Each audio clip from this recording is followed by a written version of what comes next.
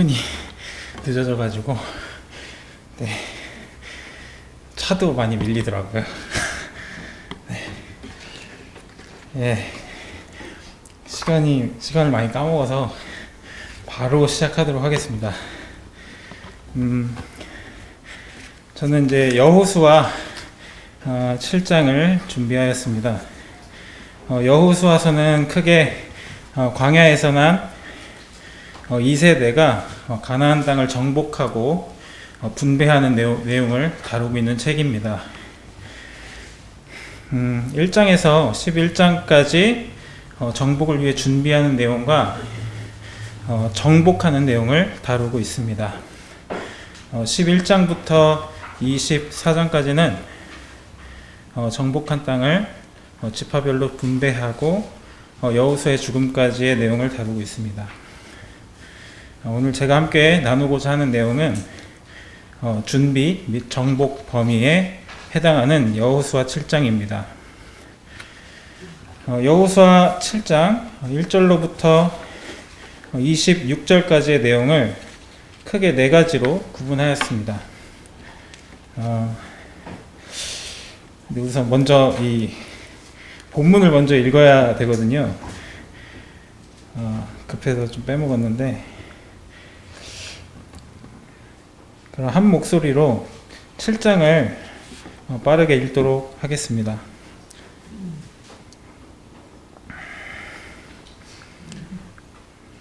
시작. 이스라엘 자손들이 온전히 바친 물건으로 말미암아 범죄하였으니 이는 유다 지파 세라의 증손 삽디의 손자 르미의 아들 온전히 바친 물건으로 가졌습니다.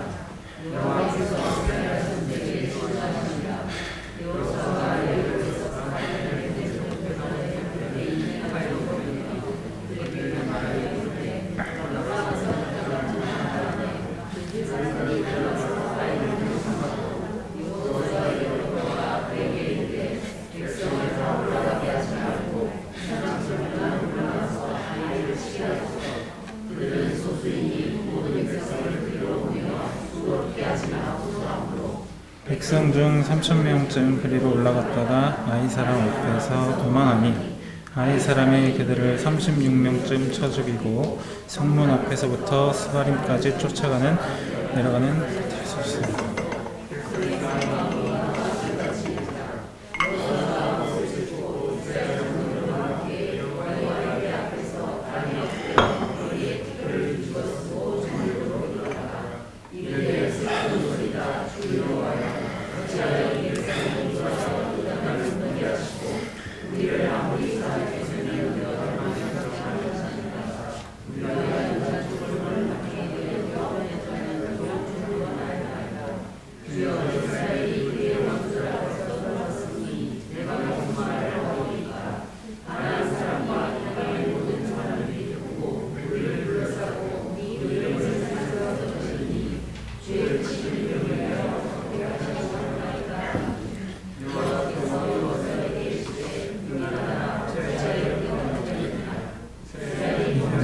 내가 그들에게 명령한 나의 얼굴을 먹였습니다. 그들이 온전히 바친 물건을 가져가고 도둑질하며 속이고 그것들을 물건 가운데 두었느니라. 그러므로 이스라엘 자손들이 그들의 원수 앞에 그 앞에서 돌아섰나니 이는 그들도 온전히 바친 것이 되니라. 그 온전히 바친 물건들을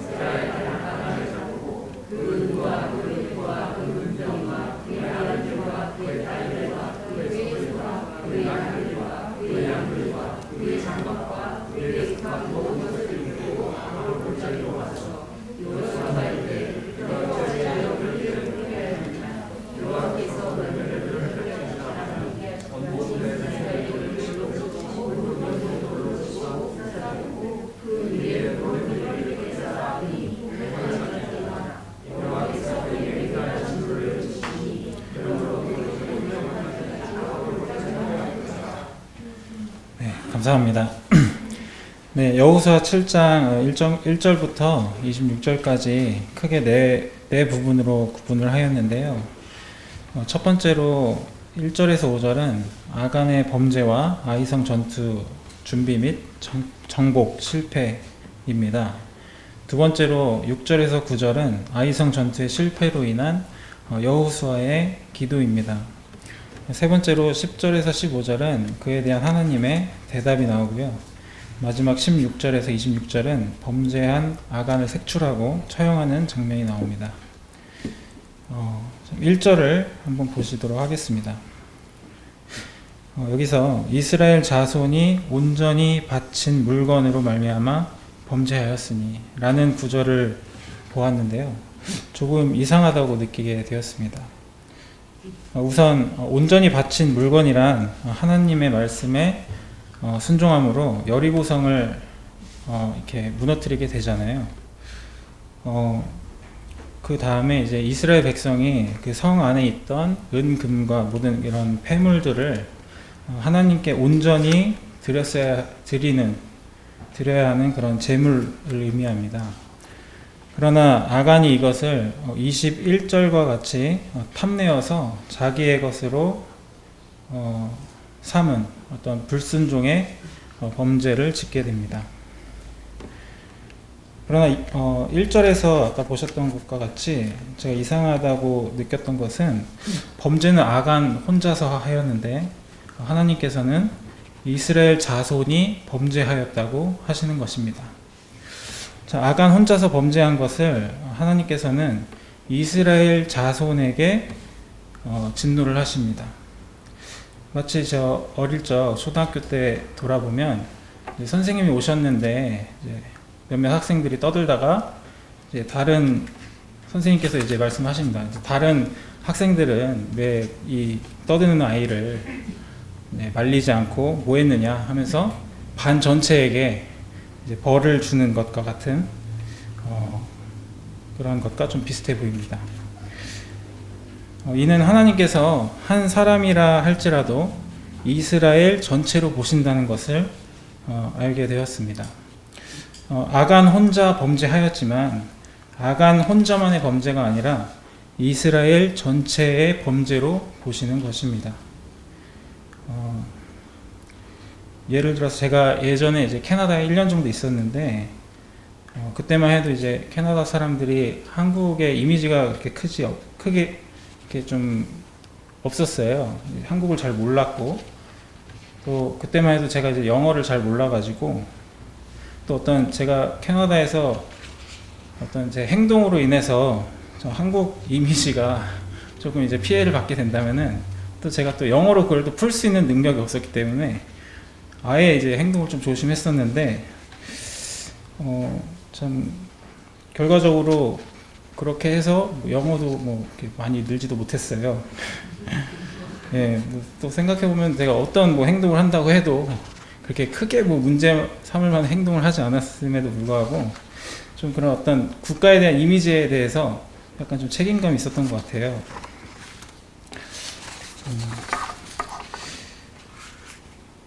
네.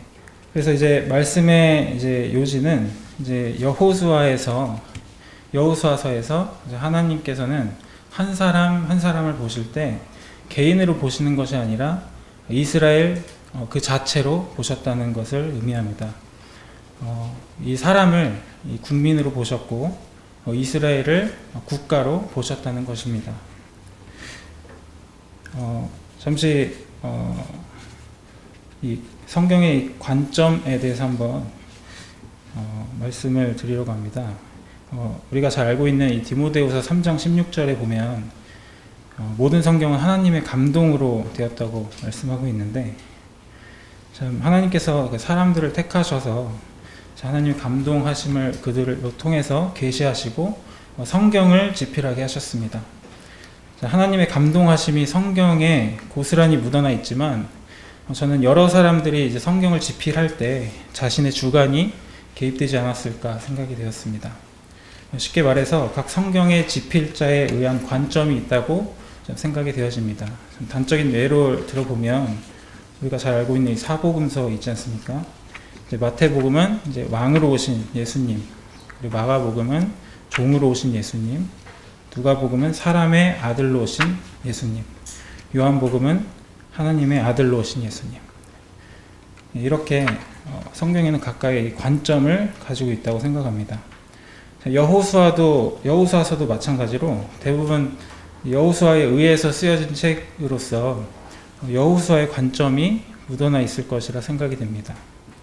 아간의 범죄로 통해서 알게 된 하나님께서 바라보시는 이스라엘은 하나의 공동체 또는 국가라는 것과 우리가 이 시간에 나눌 7장 내용에 들어가기 앞서 여호수아의 관점에 대해 나누는 시간을 가지면 더욱 유익할 것이라 생각했습니다. 결론적으로 여호수아의 관점은 국가의 국민으로서 하나님 말씀에 순종하는 삶이라고 생각합니다. 그래서 오늘 나올 이 순종에 대해서 참 순종이라는 단어가 참 중요한 단어라고 생각이 되어집니다. 지금 여호수아서는 가나안 땅을 정복하기 위해 준비하는 시점이지만 이스라엘 백성은 이미 가나안 땅을 가졌습니다. 이 세상의 시간 속에서 살아가는 우리 인간은 참 그 시간의 흐름에 따라 순서가 있습니다만 하나님의 시간은 다릅니다. 이미 오래전부터 하나님께서 아브라함에게 약속하셨을 때 이스라엘에게 그때 이미 땅을 주셨습니다. 그리고 여호수아 1장 3절에 보시는 것과 같이 내가 모세에게 말한 바와 같이 너희 발바닥으로 밟는 곳은 모두 내가 너희에게 주었노니, 주겠다가 아니라 주었노니입니다. 이미 오래전부터 이스라엘은 땅을 소유하였습니다. 또한 여호수아 5장 10절 드디어 6월절을 지키게 됩니다. 약속의 땅에 들어오자마자 하나님께서 예배드림으로 이 땅에서 영원히 감사와 찬양을 드리라는 하나님의 메시지일 것입니다. 11절에 이 땅에 나는 소산물을 먹을 수 있게 되었습니다. 다음날 더 이상 만나는 내리지 않았습니다. 이 땅에서 나는 모든 식물을 먹을 수 있으므로 이 땅을 소유한 백성임을 하나님께서 더욱 확실하게 하십니다. 다음으로 26장 51절을 민수기 26장 51절을 잠깐 읽어드리도록 하겠습니다. 이스라엘 자손의 계수함을 입은 자가 60만 1,730명이었더라. 60만 1,730명. 유일하게 1세대였던 여호수아와 갈렙을 포함하여 가나안 땅에 들어간 2세대의 숫자입니다. 창세기와 출애굽기를 거치면서 생육하고 번성하여 땅에 충만하였던 이스라엘의 숫자가 60만이 넘었습니다. 이 숫자는 인구라고 표현해야 할 만큼 정말 큰 크기이죠. 그리고 다음으로 여호수아 1장 1절 모세가 죽은 후에, 그리고 8절에 이 율법책을 내 입에서 떠나지 말게 하며 주야로 그것을 묵상하여 그 안에 기록된 대로 다 지켜 행하라. 그리하면 내 길이 평탄하게 될 것이며 내가 형통하리라. 모세가 1절에 죽었다는 것과 또 8절과 같이 율법이 완성이 되었습니다. 이 모세가 죽었다는 것은 또 율법이 또 완성되었다는 뜻이 되겠죠. 이스라엘에게는 하나님의 법, 하나님의 율법, 하나님의 말씀을 가지고 있습니다. 하나님의 말씀을 소유하고 있다는 것은 곧 하나님이 함께 하신다는 것입니다. 이 말씀은 곧 하나님이시기 때문입니다.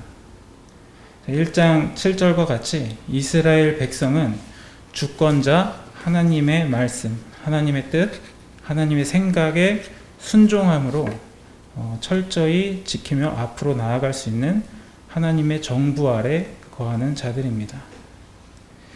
세상을 창조하시던 창세기 1장 28절 이 말씀이 계속 생각이 나는데요.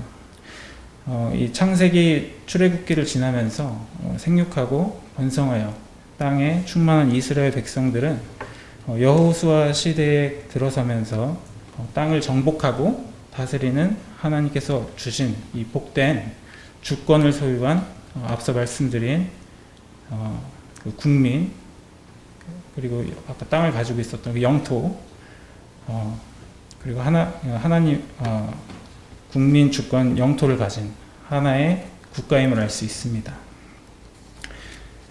저희가 이제 학교에서 국가의 3요소를 이렇게 배웠잖아요. 국민 주권 영토, 이것을 이제 성경에서도 발견할 수 있었습니다. 이스라엘은 주권 국가입니다. 이러한 국가는 지정의, 자신의 생각과 마음 그리고 의지로서 주인 되신 하나님께 순종하는 것이 하나님께서 창세기 1장 28절에서 복으로 주신 주권을 사용하는 올바른 방법입니다. 여호수아를 통해서 이스라엘이 하나님께 순종했을 때의 결과와 순종하지 않았을 때의 결과가 어떻게 다른지 알 수 있습니다. 이 순종했을 때의 결과를 우리는 여호수아 6장 여리고성이 무너지는 것으로 확인할 수 있었고, 오늘 함께 여호수아 7장을 통해서 이스라엘의 불순종으로 인해 나타나는 결과를 볼 수 있을 것입니다. 자, 이러한 배경에서 오늘 나누고자 하는 여호수아 7장 주제는 하나님 나라의 국민으로서 순종하는 삶입니다. 앞전에 7장을 크게 4부분으로 나눌 수 있다고 말씀드린 순서대로 말씀을 나누도록 하겠습니다. 시간이 없기 때문에 읽지 않고 눈으로 찾아가시면서 말씀을 들어주시기 바랍니다. 그러니까 1장 5절 말씀이라고 했는데 1절에서 5절이라고 했는데 1절에서 9절까지 말씀을 나누도록 하겠습니다. 앞서 배경을 통해서 알 수 있었듯이 아간의 범죄는 더 이상 한 개인의 문제가 아니었습니다. 이스라엘이라는 국가, 하나의 공동체로서 다뤄지는 사건이 되었습니다.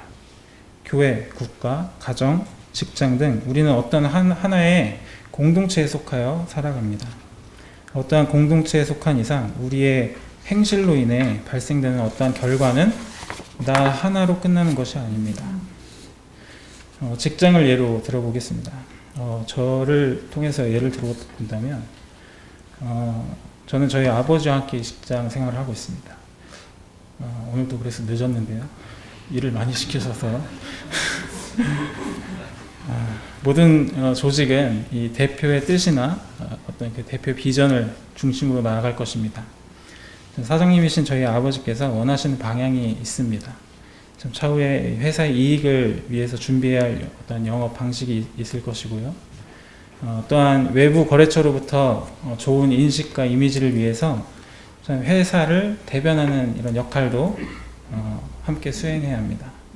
아버지가 원하시는 뜻이 담긴 이 회사의 방향에 맞게 저의 능력, 생각, 뜻을 사용해서 이 거래처 사람도 만나고 영업도 하고 회사 내부의 업무를 처리해야 합니다.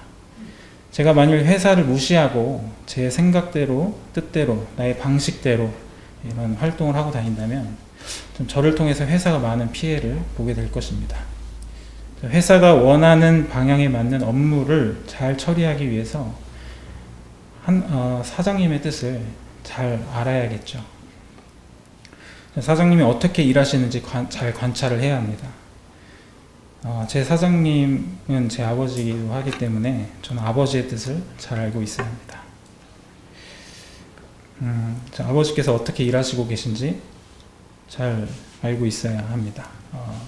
나의 능력으로, 나의 생각으로, 나의 뜻으로, 즉 내가 주권적으로 일을 하는 것이지만 아버지의 뜻에 순종할 때 아버지와 동일한 주권으로 일을 하는 것입니다. 바로 아버지가 일하시니 나도 일한다 라는 것입니다. 이 세상을 창조하신 하나님께서 소유하고 계셨던 그 주권을 하나님께서만 소유하지 않으셨습니다. 참 신기하게도 창세기 1장 28절과 같이 생육하고 번성하여 땅에 충만하라, 땅을 정복하고 창조하신 세상을 다스릴 수 있는 그 주권을 나누어 주셨습니다.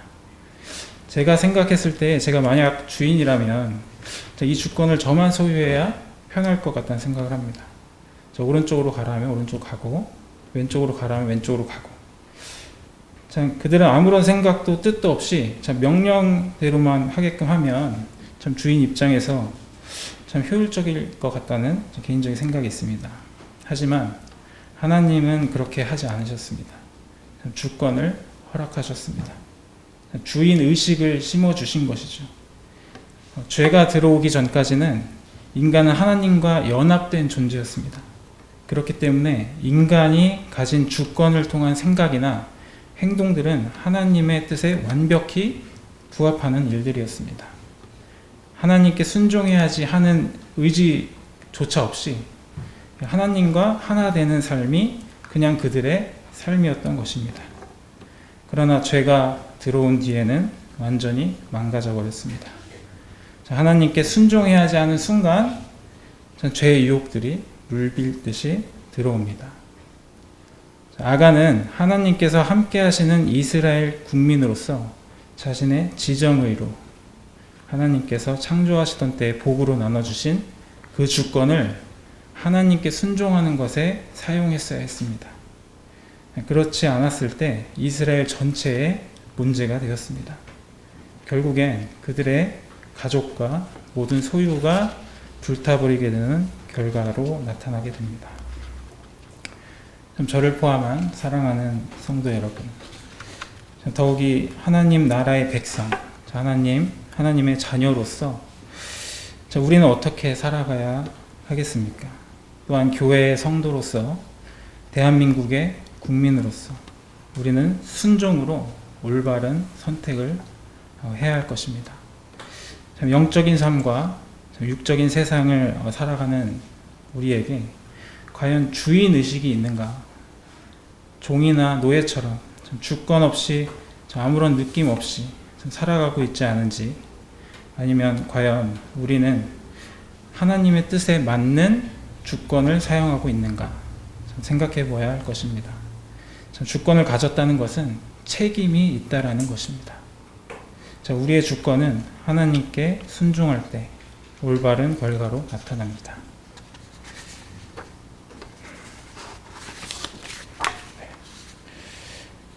아이를 정복하기 위해서 또다시 정탐을 합니다. 그러나 여리고성과 달리 아이성은 규모가 작았습니다. 정탐꾼들은 2-3천 명만 올라가서 아이를 치게 하소서라고 전합니다. 여기서 중요한 것은 2-3천 명이 아닙니다. 하나님께 여쭤보지 않은 것이 문제입니다. 불순종입니다. 참 중요한 첫 전투, 여리고성으로 나아가기 전에 할례를 하라는 명령에도 순종했습니다. 여기서 이 할례가 참 위험한 것 아시죠? 그 야곱의 딸 디나가 그 욕을 당했을 때, 참 그 세겜인가요? 세겜이 이제 혼인을 위해 찾아옵니다.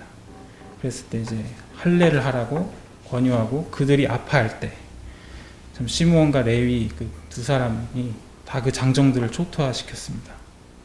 그 정도로 이 할례가 굉장히 위험한 것입니다. 그럼에도 불구하고 그들은 할례를 하라는 명령에도, 그 전투를 앞두고 할례를 하라는 명령에도 아무런 토도 달지 않고 순종했던 이스라엘 백성이었습니다. 여리고성이 시원하게 이제 무너지는 장면들을 이제 목격한 경험이 있었는지 좀 기고만장해졌던 것 같습니다. 이중성벽으로 지어진 요새, 여리고성을 함락시킨 것은 이스라엘의 그 낮아진 마음으로 하나님께 순종했을 때 하나님께 속한 이 전쟁을 하나님께서 승리할 수 있도록 해주신 것입니다. 그러나 승승장구한 것이 자신들이 한 것으로 착각하여 곧바로 계산하기 시작합니다. 2-3천 명이면 될 것 같은 겁니다. 하나님께 여쭤볼 마음도 없어지고 순종해야 하는 마음도 온데간데 싹 사라진 것입니다.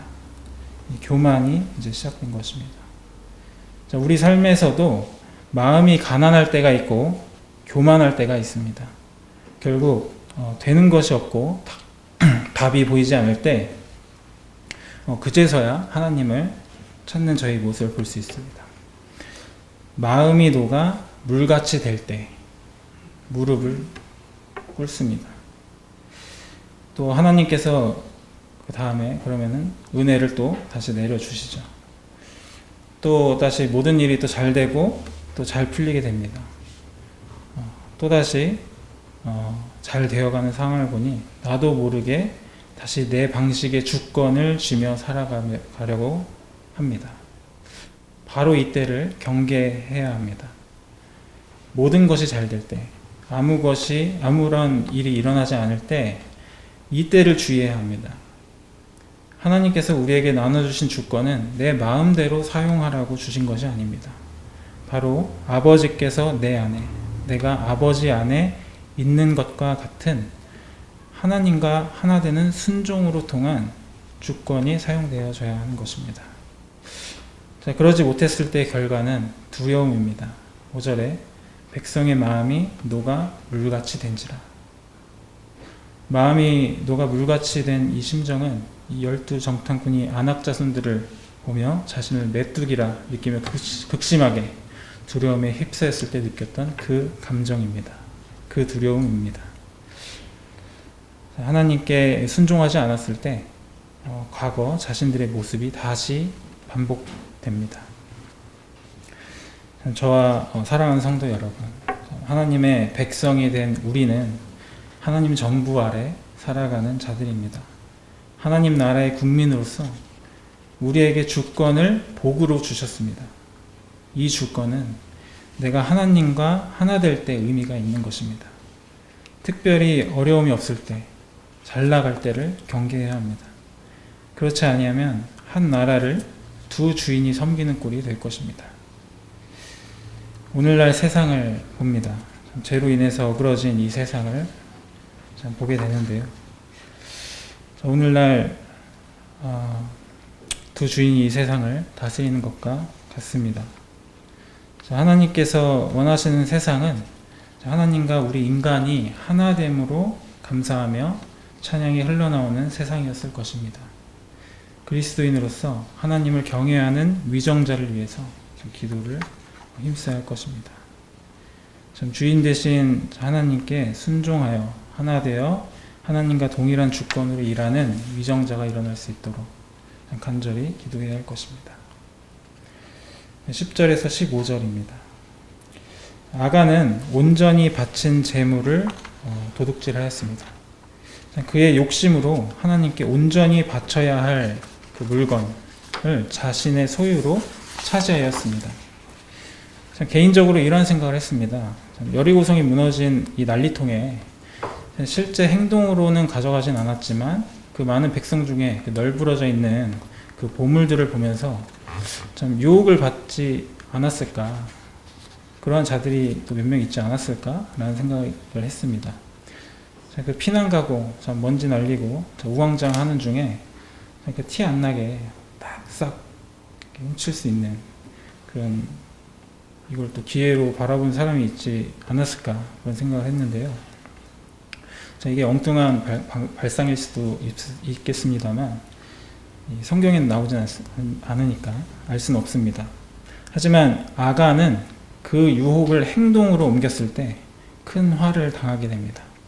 훔칠까 생각만 했던 사람들이 있었다면 그 사람들은 행동으로 옮기지 않았기 때문에 그 물건을 손대지 말라는 하나님의 명령에 결과적으로 순종한 것입니다. 그러나 아간은 그의 행동으로 인해 불순종한 것입니다.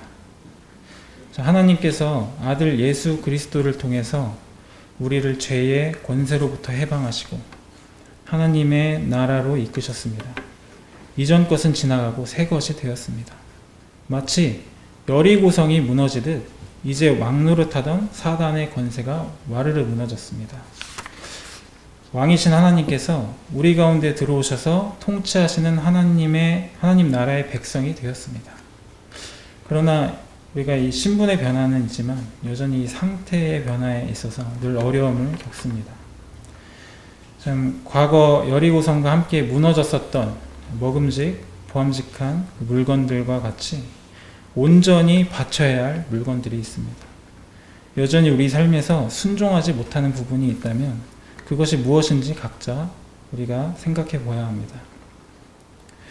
하나님께서 꾸준히 내 마음에 부담을 주시고 조명하시는데 이 부분에 있어 약하고 넘어진다면 그것이야말로 하나님께 온전히 바치지 못하는 물건일 것입니다.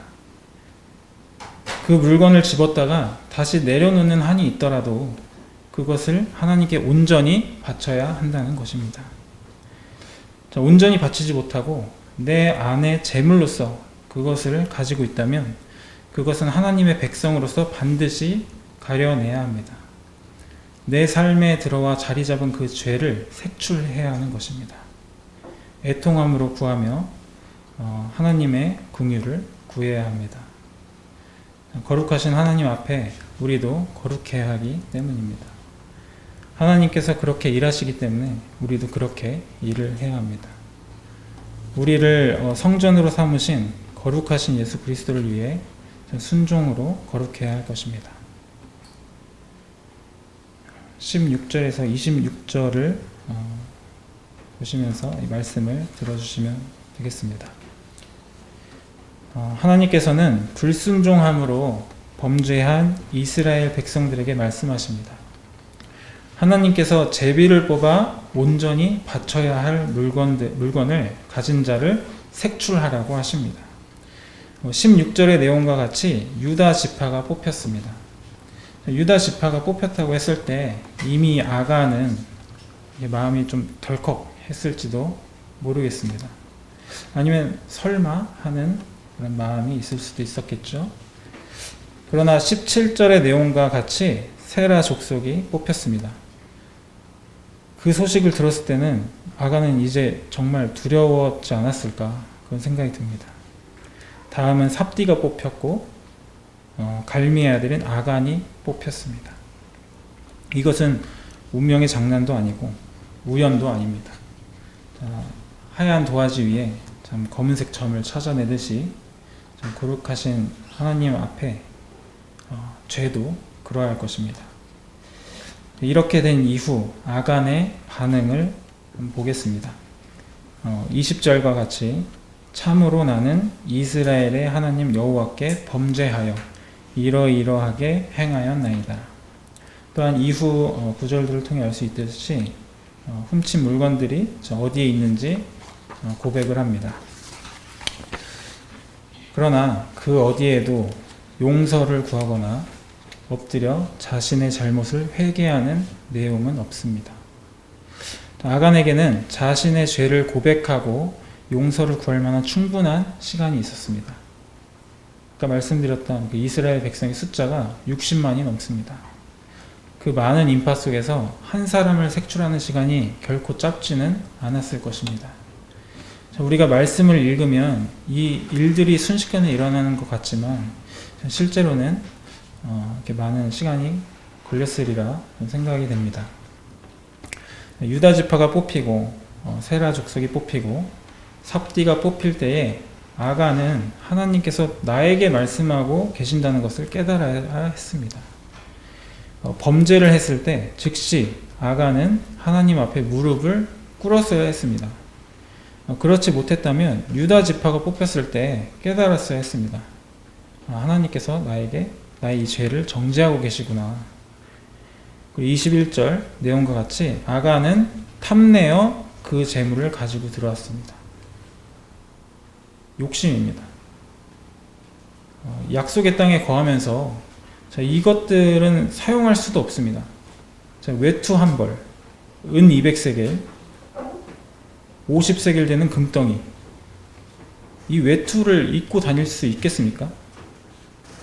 이 은 200세겔, 금 500세겔, 제가 한번 계산을 해봤는데요. 오늘날 시세인데 은 200세겔을 살 때 600만 원 정도 되더라고요. 그리고 금 50세겔은 4,200만 원 정도 됩니다. 이 돈을 어디다가 쓰겠습니까? 좀 쓸 수도 없을 뿐더러 놓을 데도 없고요. 누구 보여줄 수도 없습니다. 하나님 나라에서는 전혀 쓸 데가 없습니다. 우리도 먹음직, 보암직, 탐스럽기도 한 그 선악과를 즐기던 자였습니다. 우리가 죄인 되었을 때에 즐기던 그 습성들을 하나님 나라의 백성이 된 이후에도 온전히 바치지 못하고 가지고 온 죄들이 있을 것입니다. 자, 아간은 그것들을 욕심으로 가지고 돌아왔습니다. 우리가 버리지 못하고 즐기는 죄악들을 생각해 보면 다 욕심에 의한 것일 것입니다. 자, 하나님께서는 그러한 삶을 사는 우리에게 점점 조여 오실 것입니다. 마치 유다 지파, 세라 족속, 삽디, 갈미, 아간. 하나님께서 말씀하시는 그 음성이 들리면서도 덮어버리면 안 됩니다.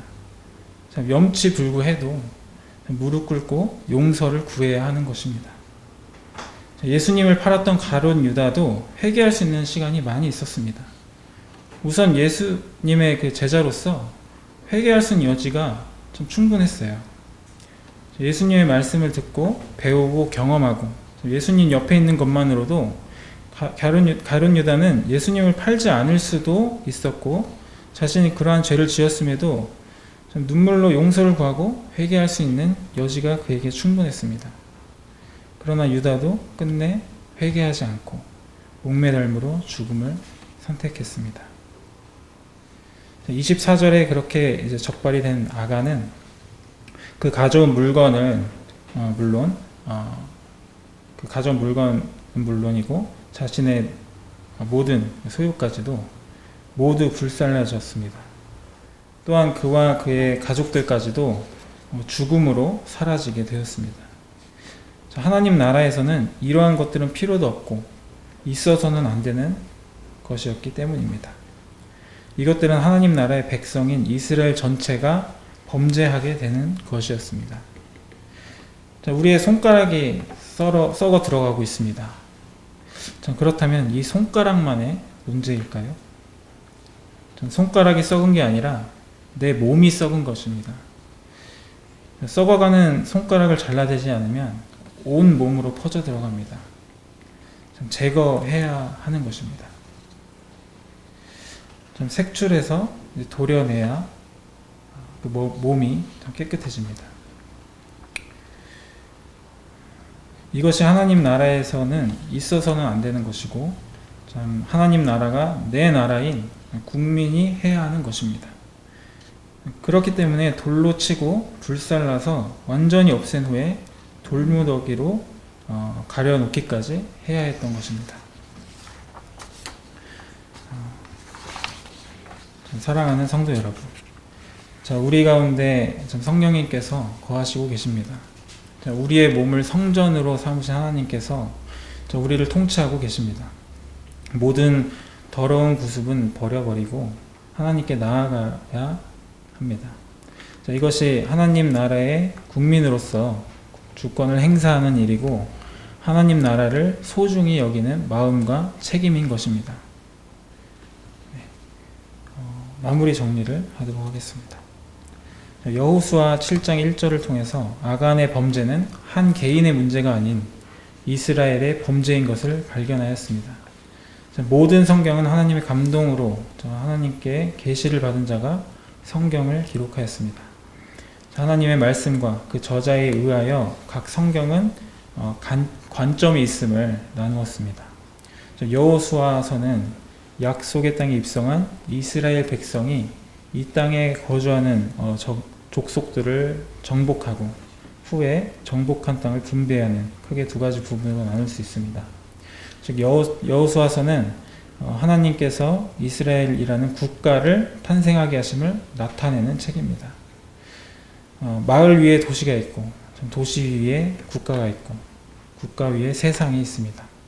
여기서 우리는 하나님께서 태초에 세상을 어떻게 창조하셨는지 다시 한번 살펴볼 필요가 있었습니다. 창세기 1장 28절로 통해서 하나님께서는 창조자 하나님께서 소유하신 주권을 우리 인간에게도 동일하게 부여하신 내용을 볼 수 있었습니다. 하나님께서는 이 세상을 만드시고 인간에게 맡기신 것입니다. 하나님께서 인간을 창조하신 목적이 있습니다. 그것은 이사야 43장 21절에 말씀하고 있는 대로 이 백성은 내가 나를 위하여 지었나니 나를 찬송하게 하려 함이라. 자, 하나님께서는 당신을 위하여서 인간을 창조하셨습니다. 찬송을 받으시기 위해서 인간을 창조하셨습니다. 하나님께서는 하나님이시기 때문에 영광을 받으셔야 하는 분이십니다. 그러나 우리에게 주권이 없다면 우리의 찬양이, 우리의 감사가 하나님께 온전히 드려지는 찬송이 될까요? 하나님은 그것을 원하지 않으셨습니다. 그것이 아니면 애초부터 선악과도 만들지 않으셨을 거예요. 우리의 마음을 다하고 뜻을 다하고 힘을 다하여 하나님을 사랑하고 섬기는 것이 진정한 찬양이 되기 때문입니다. 죄가 세상에 들어오기 전에는 이와 같았습니다. 하나님과 인간은 한 몸 같았습니다. 인간의 마음과 생각과 뜻이 온전히 하나님의 뜻에 일치하는 상태였습니다. 하나님께 순종하기 위해 마음을 먹고 다짐하는 과정이 없었을 것입니다. 아마 순종이란 단어 자체도 없었을 것입니다. 순종이라는 개념만 있을 뿐이지 순종이란 말 자체가 없을 만큼 하나님과 인간은 하나였고 인간의 지정의로서 자신의 주권을 하나님께 온전히 쏟았을 것입니다. 그러나 선악과 이외 모든 것이 깨져버립니다. 하나님께서 다스리시는 이 세상에 사람은 죄로 인해 부패된 자신의 욕심으로 이 세상을 다스립니다. 이제는 순종이 필요한 때가 되어버린 것입니다. 순종이 없이 인간의 주권으로 하나님과 일치된 뜻에 나아갈 수가 없습니다. 여호수아는 하나님께서 이미 허락하신 영토와 이 생육하고 번성한 국민, 하나님께서 복으로 주신 이 세상에 대한 주권이 있는 국가의 관점으로 기록한 책입니다.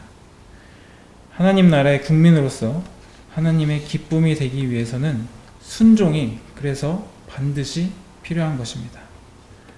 하나님 나라의 국민으로서 마음과 뜻과 힘을 다하여 하나님께 순종하게 될 때 하나님께서 창세기에서 사람에게 주권으로 주신 뜻과 정확하게 일치하게 될 것입니다. 아간의 불순종함으로 나타나는 이스라엘에게 나타나는 결과를 오늘 말씀을 통해서 보게 되었습니다. 예수님을 만나기 전 즐기던 악한 습관들이 온전히 바치지 못하고 그 가지고 장막 밑에 숨겨놓은 것이 혹시 있습니까? 은밀히 꺼내서 만져보고 입어보는 것처럼 하나님 나라의 국민임에도 불구하고 은밀히 범죄를 하고 있지는 않습니까? 하나님의 국민은 더 이상 그러한 것이 필요하지 않습니다. 그것을 색출하고 도려내야 합니다. 그렇게 하는 것이 주인 의식을 갖고 하나님 나라에 책임을 다하는 국민일 것입니다. 하나님께서는 우리의 상태를 다 알고 계십니다. 우리의 죄를 정죄하시고 시간을 주십니다. 우리가 회개하기를 바라시고 용서하기를 바라십니다. 유다 지파, 세라 족속, 삽디, 갈미, 아간에게 오는 것과 같이 하나님께서 우리의 마음에 이렇게 말씀하십니다. 우리는 하나님 나라의 주권자입니다. 이것을 기억하시면서 하나님께서 허락하신 시간을 살아갈 수 있기를 간절히 원합니다. 기도하고 마치도록 하겠습니다.